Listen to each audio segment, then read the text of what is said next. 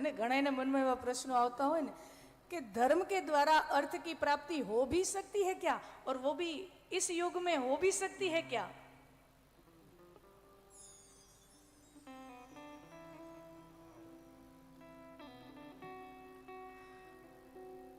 धर्म थी ज अर्थ आवे, समझो,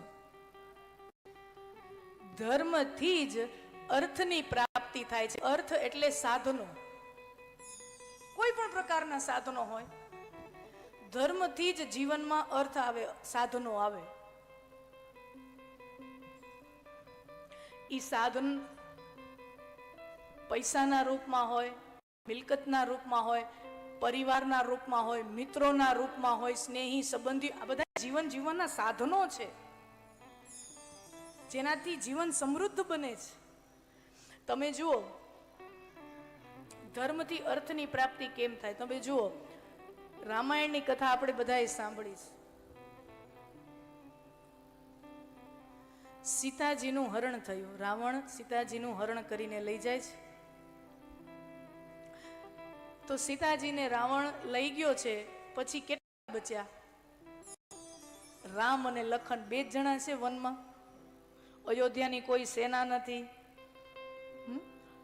बने एकला पुरुषो छे, राम अने लखन। राम भगवान, सीताजी अने लक्ष्मण अयोध्याथी 3 वनमा निकळ्या अने सीताजी हरण थई गयुं। पछी राम अने लखन बे वध्या। अने आपणे बधाए जाणीए छीए के सीताजीने गोतवा टाइम भगवान राम अने लखन बे एकला पुरुषो छे, पण गोता गोता गोता आगळ वधता जाय किष्किंधा नगरीमां, किष्किंधाना वनमा पहोंचे छे। किष्किंधा एटले कर्नाटकनुं वन, अने त्यां हनुमानजी साथे भेटो थाय। हनुमानजी पछी सुग्रीव साथे मळावे अने आपणे जाणीए छीए के निकळ्या गोतवा निकळ्या त्यारे राम अने लखन बे एकला पुरुषो छे, पण गोतता गोतता गोतता गोतता लंकानी नजीक पहोंचे छे ने भगवान, त्यारे 2 मांथी 20 लाख थई जाय।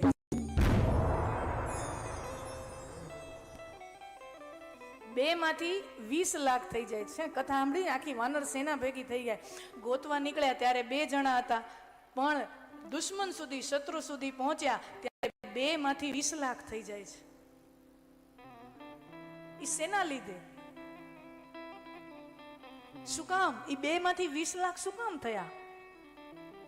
ई 2 मांथी 20 लाख एटले थया कारण के रामो विग्रवान धर्मो, राम साक्षात धर्मनुं रूप छे, एटले साधनो सामे चालीने राम पासे आवी जता। राम धर्म का रूप है, मूर्तिमंत विग्रह छे धर्मनु, एटले साधनो सामे चाली अने भगवान पासे आवी जता।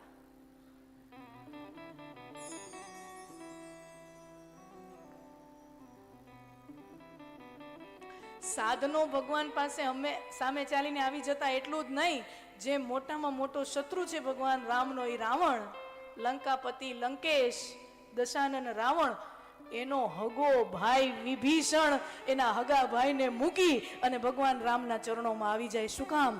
धर्म राम के पक्ष में है। एनो हगो भाई विभीषण एने मूकीने आवी जाए। शुं काम? कारण के धर्म रामना पक्षे छे ने जे पक्षे धर्म होय एने कोई गैबी ऊर्जा, कोई गैबी शक्ति क्यांय ने क्यांयथी साधनो पूरा पाड़ी देती होय छे। આપણે કથા સાંભળી છે, આ વાત નીકળી એટલે કહી દઉં। વિભીષણ તો ભગવાન રામ પાસે એની શરણમાં આવી જ ગયેલો, અને આપણે જાણીએ છીએ કથા કે ભગવાન રામે યુદ્ધ શરૂ થાય એની પહેલા સૌથી પહેલા સીતાજીની શોધ કરવા માટે હનુમાનજીને મોકલ્યા હતા, અને હનુમાનજી 100 યોજનનો દરિયો ઓળંગી અને જોઈ આવ્યા કે લંકાની અંદર પુષ્પ વાટિકામાં, અશોક વાટિકામાં આવી રીતે સીતાજી અશોક વનમાં બેઠા છે, અને શોધખોળ કરી આવ્યા, અને રામ અને હનુમાનજી અને પછી રાવણનો ભેટો થાય છે, અને પૂછી રાવણ છે એ હનુમાનજીનું પૂછડું બાળવાનો આદેશ આપે છે, એની કથા આપણે જાણીએ છીએ। પછી હનુમાનજી લંકા બાળીને આવી જાય છે, અને આ કથા આપણે જાણીએ છીએ। રાવણ માનતો નથી, અને પછી વિભીષણે રામના પક્ષમાં જોડાઈ જાય છે, પણ યુદ્ધ હજી શરૂ થાય ને એની પહેલા ભગવાન રામ હજી એક અખતરો કરે છે. છેલ્લી વાર અંગદને મોકલે છે, બેટા તું જઈ આવ, બેટા અંગદ તું જઈ આવ. મને લાગે છે કે ભગવાને અંગદને મોકલ્યો ને, કદાચ ભગવાન અંગદને મોકલીને એવું દેખાડવા માંગતા હતા રાવણને કે હે રાવણ, સમજી જાજે હો, તારા હગા ભાઈ વિભીષણને તો મારા પક્ષે હું લઈ આવ્યો છું. તારા હગા ભાઈ વિભીષણ તો મારા પક્ષમાં આવી ગયો છે, પણ જેના બાપ વાલીને મેં મારા હાથે માર્યો ને, એ દીકરાને તારી પાસે મોકલું છું. તારામાં તેવડ હોય તો તારા પક્ષમાં એને કરી લે. જેનો બાપ મેં માર્યો છે, હા, એવા દીકરાને હું તારી પાસે મોકલું છું. તારામાં તેવડ હોય ને તો મેં વિભીષણને શરણમાં લીધો, વિભીષણ મારી પાસે આવી ગયો, એમ તારામાં તેવડ હોય તો તું આ અંગદને તારી પક્ષમાં લઈ જો. કદાચ ઈ બતાવવા માટે ભગવાને અંગદને મોકલ્યા હશે. વિચાર કરો, જેના પિતાને જે વ્યક્તિએ માર્યા છે અને એનો દીકરો એ વ્યક્તિનો સેવક બની જાય છે, આ કેટલી મોટી વાત છે. તમે જરૂર આ વાતને ધ્યાનમાં લેજો. અંગદનો પિતા વાલી, વાલીને ભગવાને એક વૃક્ષની પાછળ બાણ માર્યું છે અને વાલીને માર્યો. આ કથા આપણે જાણી. વાલી અને સુગ્રીવ બે ભાઈઓ લડતા હતા અને ભગવાન રામે બાણ માર્યું. सोचो, जिसका पिता किसी ने मारा हो और उसका बेटा उसी का भगत बन जाए, ऐसा कभी होता है? કોઈ દી એવું થાય? ન તો વેર કેવડો રે, મારા બાપને માર્યો, વેર હોય ને, બદલો હોય, પણ અહીંયા બદલાની ભાવના નથી. અને આ વાત જ્યારે અંગદ આવ્યા છે રાવણના મહેલમાં, ત્યારે રાવણ અંગદને ઠપકોય આપે છે કે તને શરમ નથી આવતી? રામાયણ વાંચજો, કથામાં ઠપકો દીધો છે રાવણે અંગદને કે તને શરમ નથી આવતી? જે માણાએ તારા પિતાને માર્યો હોય તું એનો જ ભગત થઈને ફરે છે, શરમ નથી આવતી? અને ત્યારે અંગદ રાવણને જવાબ આપે છે, હે દશાનંદ, હે લંકાપતિ રાવણ, ભલે માર્યો ભગવાન રામે મારા બાપને, એના લખણ જ એવા હતા. દીકરો બોલે છે, મારા શબ્દો નથી, હું કદાચ એને થોડું ગામઠી ભાષામાં બોલતી હોય બરાબર, પણ અંગદ ક્યાં કહેતા હે, મારા પિતાના લક્ષણ જેવા હતા, તારા જેવા. બીજાની પત્નીનું હરણ કરી, વાલી પણ તારાનું હરણ કરીને આવે છે ને, સુગ્રીવની પત્ની તારા, મારા બાપના લખણ તારા જેવા જ હતા ને, એટલે ભગવાને માર્યો. તું સમજી જાજે હવે, હા તું સમજી જાજે હવે.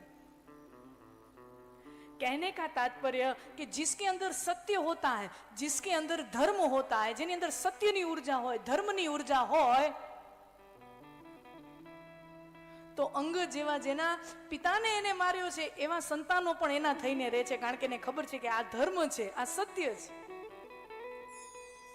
सो धर्म से साधनों की उपलब्धि होती है, धर्म से अर्थ की उपलब्धि होती है, और ऐसे धन से भोगा जाए तो वो वैराग की तरफ ले जाता है.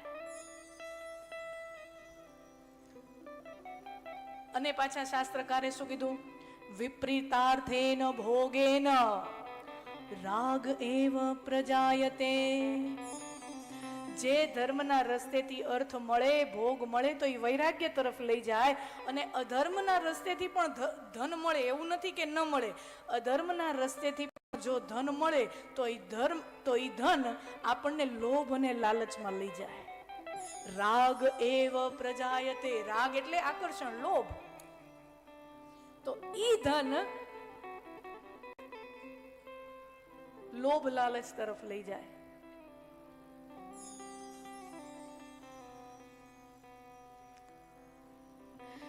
તો માતાજીની જે આરાધના છે, માં જગદંબાની જે આરાધના છે, શક્તિ આરાધના છે, એ ભુક્તિ મુક્તિ પ્રદાયિની, એ ભોગ અને મોક્ષ મુક્તિ બેયની પ્રદાયિની છે.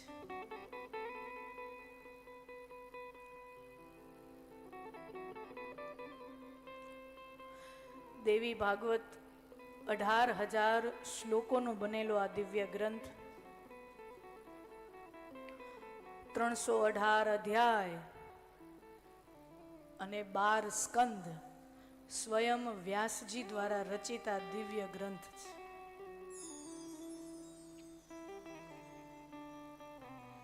વ્યાસજી હિમાલયની ખોળામાં, તમે આમાંથી ગયા હશો દર્શન કરવા, બદ્રીનાથ દર્શન કરવા ગયા છો, આમાંથી ઘણા ગયા હશે, બરાબર?